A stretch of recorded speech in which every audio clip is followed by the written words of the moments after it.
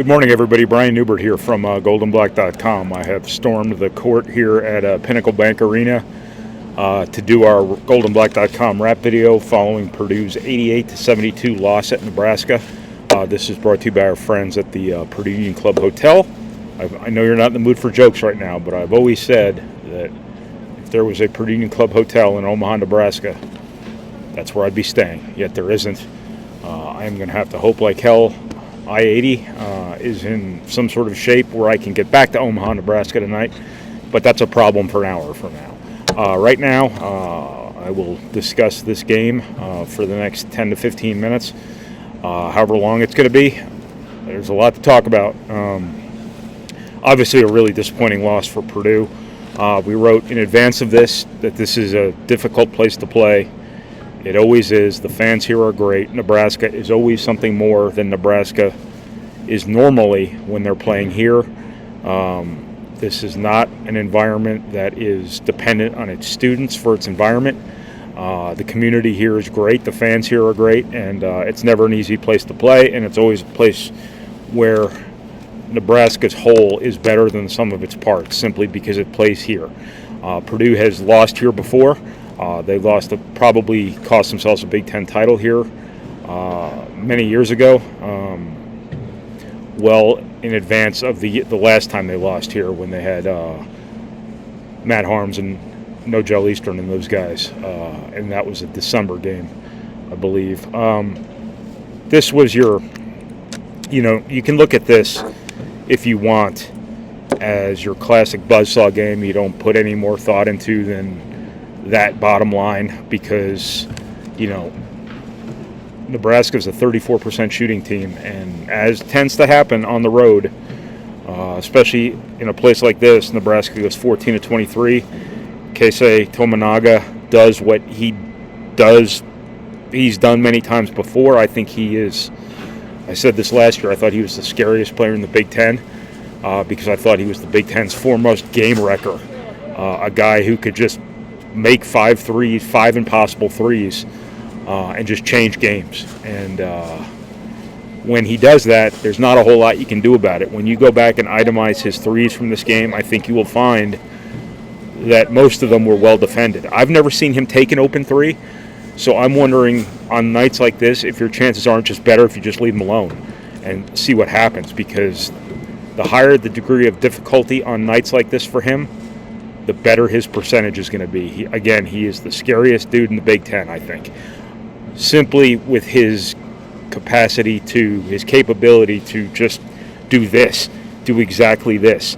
It's not like Purdue was losing him. It's not like Lance Jones and Ethan Morton oftentimes weren't all over him, if not in his shirt, if not having a hand in his face, having a hand over his hand, things like that. It's just he's this type of player where Carson Edwards, to a certain extent at Purdue, had that same capability where it just doesn't matter what you do. He will just have nights like this and just turning games on their side. But, part of this, too, is on top of the buzzsaw factor, there are going to be buzzsaw nights in the Big Ten on the road. That's just the reality of it. That doesn't mean you can't win. That doesn't mean you can't be better. And that doesn't mean Purdue can't be better just because Tominaga had one of these nights and Nebraska as a whole had one of these nights. Purdue, when Purdue struggles, it's always turnovers. It's always turnovers. Maybe not the sole reason, but the biggest reason. And that was true again tonight when Nebraska went on these runs. A couple of them, turnovers for Purdue were in the middle of it each time. And I say that, framing that up against the reality that not all turnovers are created equal.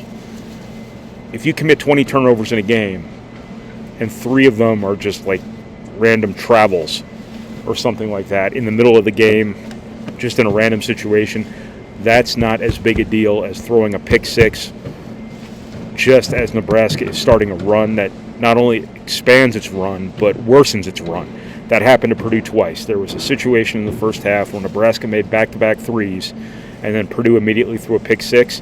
There was a situation in the second half where Nebraska made a three, then fouled a three-point shooter who made all 3 free throws, and then Purdue threw a pick six. Those were opportunities for Purdue to end runs at 6-0 right there. Both got to 8-0 because of mistakes, because of carelessness, whatever it might be. And both got to 8-0 and went beyond that, if I recall correctly. Not all turnovers are created equal. Purdue commits 14 turnovers, but Nebraska gets 18 points off of them. That's what I mean. The dead ball turnover versus the live ball turnover. You don't want any turnovers, but the dead ball turnover, I guess depending on the situation, you'd prefer that over the stuff where opponents can actually turn that into offense. And Purdue's issue with the turnovers tonight was A, too many of them, B, too much impact, and C, the timeliness was atrocious. That is a really bad combination when it comes to turnovers. But again, when Purdue struggles, it's always turnovers. But that's not the sole reason, Purdue couldn't get this one. I think they were exposed a little bit from a defensive perspective here, not just because of Nebraska's buzzsaw night, but I think their bigger front court, I think the vulnerabilities guarding skilled big men were really laid bare. To start this game especially, Rink Mast is his name. Has been a good player for them all season long. I think he only averaged like 9 points a game or something like that. But Purdue just couldn't guard him. He stepped out, made threes. He posted up, and when he was on Zach-Edey, struggled to keep him in front of him. He did a really good job scoring. However, when he had gotten hot, they then ran a dribble handoff type of thing where they were able to back cut Purdue. Too, so they used him as kind of a way station, so to speak, for offense as well. And they just couldn't match. Purdue just really struggled to match up with him. Whether Edey was matched up with him, whether the four-man was matched up with him, they just really struggled to do it. When Purdue had Edey off of Mast and on their four, this fellow Josiah Alec, who I think had made 3 threes all season long, comes in, makes a big one in the second half. Kind of how it goes. You got to play the percentages sometimes and things like that, and Mast forced them to do some different things, I think, and Purdue got burned, and you got to give Nebraska credit for that. But Purdue made this worse with its turnovers, with its carelessness. You start the game off with a simple throwaway. Somebody zigged when they were supposed to zag. I didn't even see it. The fans in front of me were standing up, so I didn't even see what happened. But all I saw was the ball go flying out of bounds, and not the way you want to start a game. I just didn't think Purdue was as quote unquote locked in as it needed to be. It's hard to look at the stats here. Zach Edey gets 15 and 7. Again, was this a typical Zach Edey game? No, and that's 2 games in a row now where Purdue has had to function without classic Zach Edey. People have to be better when that's the case. That did not happen tonight. Trey Kaufman-Renn coming off a career best game against Illinois is minus 25 in 15 minutes, which is pretty hard to do. But I think that tells you about the issues Purdue had in its front court. Obviously, Mason Gillis came in off the bench and saved the day. He was really arguably the sole reason that this was a game, because without him making all those threes in the first half, Purdue's in a really bad place at halftime. The hole is too deep, but Gillis' shooting in the first half put Purdue in position to be in position, as they say. And Purdue was able to get it down to 1 point in the second half after being down 11 at halftime. And when Purdue's only down 1 and all this stuff had gone against you, you had to feel pretty good about what was going to happen from there on out. But every time Purdue made a run, Nebraska made a run. Every time Purdue made that play, Nebraska then made that shot. And it's just kind of the story of the night for Purdue. As I said, you can look at this as the proverbial buzzsaw. You can look at this as Purdue making the buzzsaw worse. I think both are true. I think Purdue being exposed defensively, giving up 88 points to a team that's not really a great offensive team by reputation, was not was really cause for some measure of worry. But Purdue's got to be better. I think Purdue, all along, even when it's been winning, there have been margins where Purdue can still get better. And number one on that list remains these turnover games, where that's just something that deprives them of their opportunity to win. Northwestern was that way, not as much as this game, I don't think, but this game clearly, if Purdue gets those turnovers down to a reasonable number, if they just commit the 9 turnovers Nebraska committed instead of the 14, but lessen the impact, and they come at different times, and they're not something that leads directly to points, let alone leading directly to points at the worst moment possible. I think, obviously, this is a game where Purdue's right there at the end, if not something where Purdue wins. But it's early in the Big Ten season, but is it really early in the Big Ten season still? This was Game 5, and you're 25% of the way through the Big Ten season. Purdue has got 2 losses now. They won the league with 5 last year. So, but these are 2 games. These are 2 road games.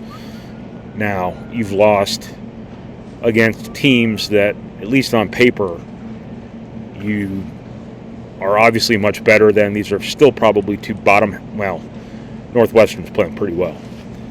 These are not top-tier Big Ten teams you've lost to on the road now. And that's something to keep in mind when you look at the long-term outlook here for the Big Ten race. I don't think Purdue needs to be in panic mode by any stretch of the imagination, but I think they obviously need to get better and solve some of the issues that have led to these 2 road losses at Northwestern and here. And I don't need to repeat myself over and over again and be redundant and say the same things repeatedly over and over and over again because that would be redundant.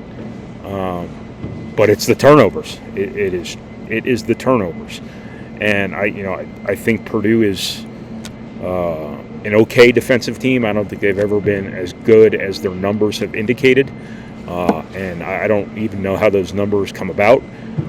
But they are what they are, and I think Purdue needs to keep getting better defensively,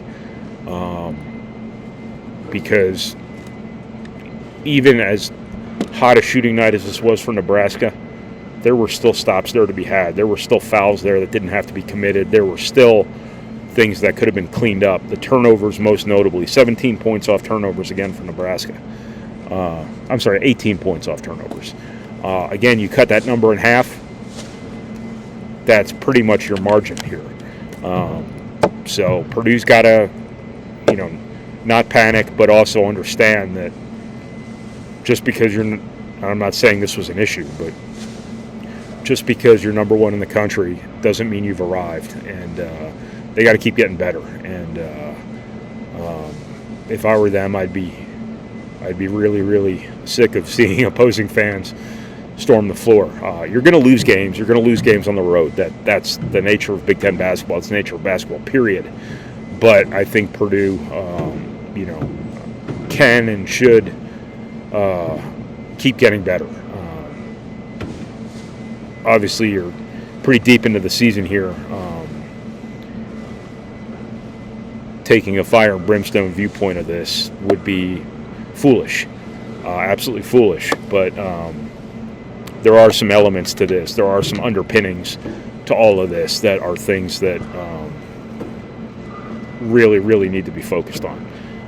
If Purdue's going to prevent such things like this from happening again. You got a bunch more road games against a lot of teams you should beat, but also some of them in environments that aren't always kind to Purdue. Rutgers and Indiana come to mind. You're better than both of those teams, but both of those buildings have been houses. Well, I shouldn't say Indiana's been a house of horrors. Purdue only lost there last year, but you know what I'm getting at. Purdue's got to take some impetus from this to clean over the turnover issue, to be sharper, from a defensive perspective, all of that stuff. So I'm just rambling at this point, so I'm going to cut it off from there. Right there, I should say. So once again, from Purdue's 88-72 loss at Nebraska. This is Brian Neubert from goldenblack.com. Thank you for watching. Thank you for reading. Thank you for listening. And thank you for processing our materials, however it is you process our materials. And thank you once again to the Purdue Union Club Hotel. We're still waiting for your Omaha or Lincoln location to open. Once it does, I assure you that's where I'll be driving after these games each and every time. So thank you, everybody.